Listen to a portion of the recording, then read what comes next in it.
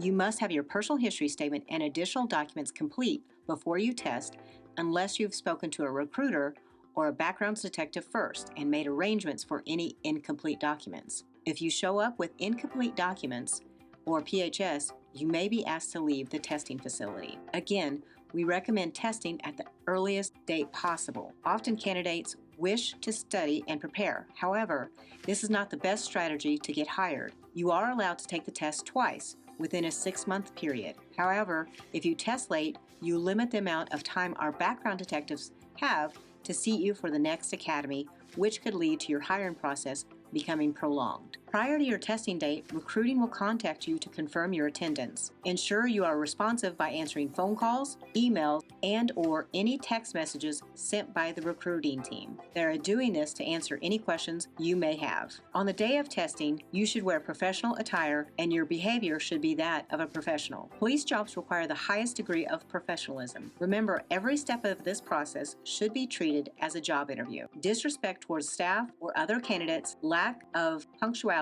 and/or not following instructions will factor into the overall assessment of your character. For testing, ensure you read and listen to all the instructions. Following instructions will benefit your ability to pass your test. Once testing is complete, you will be notified within an hour of the results and the next steps. If you pass, you will be directed to return for the next test. If you fail, a recruiter will contact you either the same day or the following week with instructions on how to proceed. The second day of testing is ordinarily the written psychological test. You will not be given a score on this test. It is turned over to our psychologist for review at a later date. The results of this test are highly confidential, and you will only be told whether you will continue in the process or not. Instructions for challenging the results will be given during the day of testing. Upon completing the written psychological test, your personal history statement will be assigned to a background detective who becomes your point of contact for any further steps. This could occur within a week of testing or take several weeks. You may contact recruiting to ask about the status of your file. However, once you've been contacted by a background detective, you should contact them for any questions.